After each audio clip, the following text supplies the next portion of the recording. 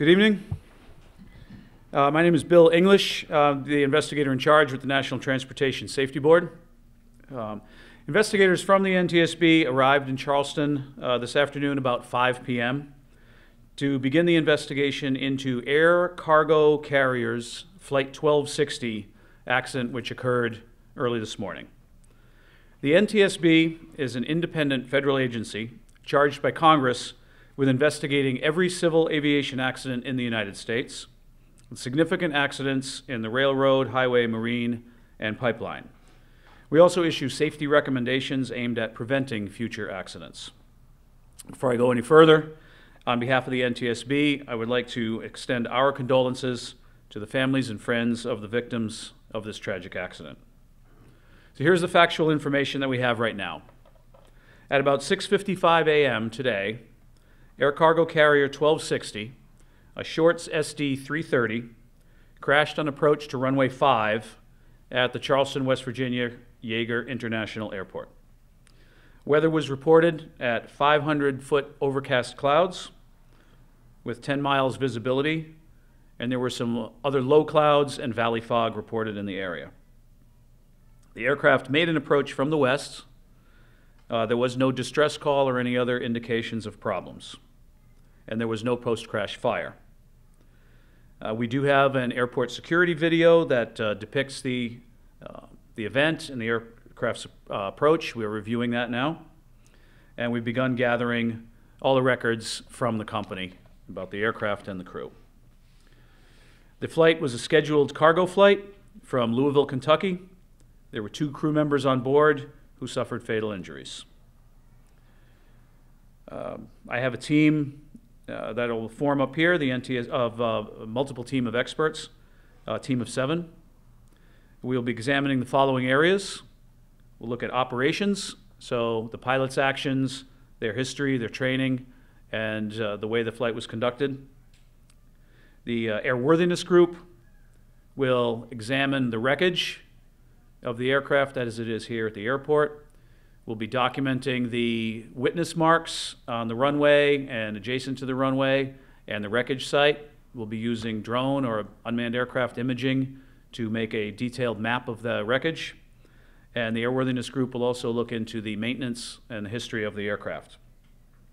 We have an air traffic control specialist and weather specialists that look into the ATC actions and the weather forecasts and briefings that were delivered to the pilots, as well as the conditions that existed at the time of the accident. We also involve parties to the investigation, other entities that can assist us. The parties to this investigation are the Federal Aviation Administration. They're always a party to our investigation. The operator, Air Cargo Carriers, is participating with us as well. And as state of manufacture of the aircraft, the Shorts company is a company from Northern Ireland. The Air Accidents Investigation Branch of the United Kingdom will be sending over 2 investigators under normal international protocols to work with us. We've had great cooperation as well from the Airport Authority and the Air National Guard wing that's here in Charleston. Throughout the next few days, our investigators will work on scene to thoroughly document the accident site and gather factual information. Our mission is to understand not just what happened, but why it happened, and to recommend changes to prevent it from happening again. We'll not be determining the probable cause of the accident while we're here on scene, nor will we speculate about what may have caused the accident. We expect this on-scene phase of the investigation to last anywhere from 3 to 4 days. Since we're just beginning our investigation, we do not have a great deal of information to report. However, we will keep you informed by providing regular updates as we learn more. We will hold another brief tomorrow.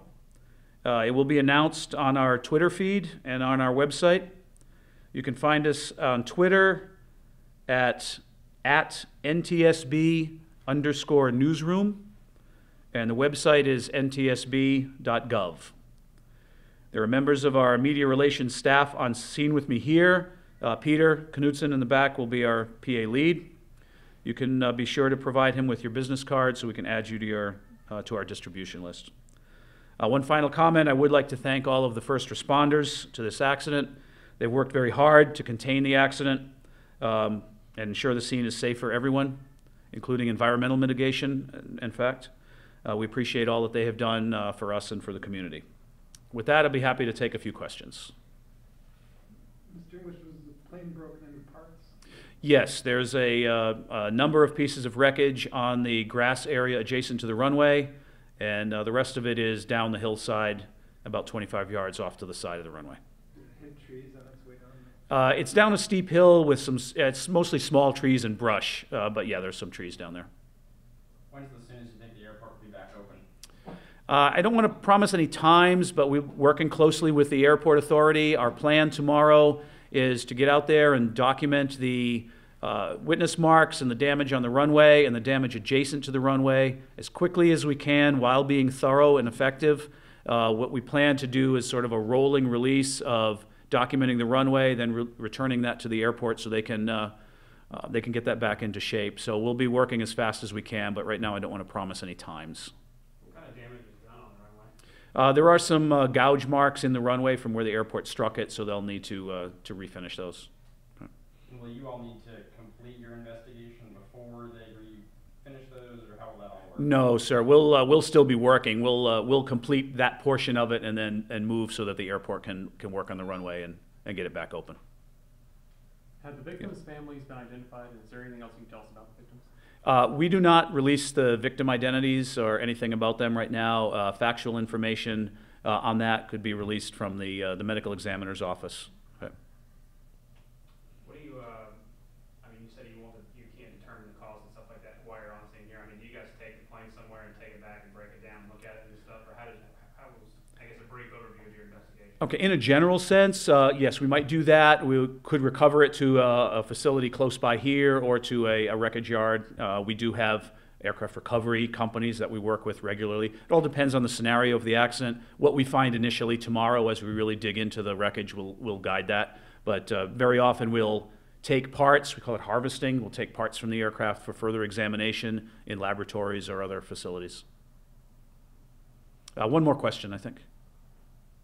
You know, people have said the plane was coming in kind of sideways at the end there. Does that help the investigation at all, or does that give any hints to right now as to anything you guys might be looking into? Well, that would cause me to draw some conclusions, but yes, we do have preliminary indications the aircraft initially impacted the runway in a left bank.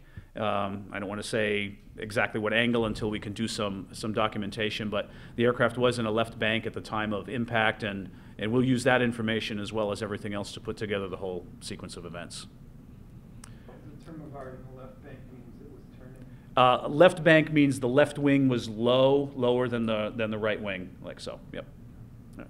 Thank you. If you have anything further, please contact Peter and for any further information. Thank you very much.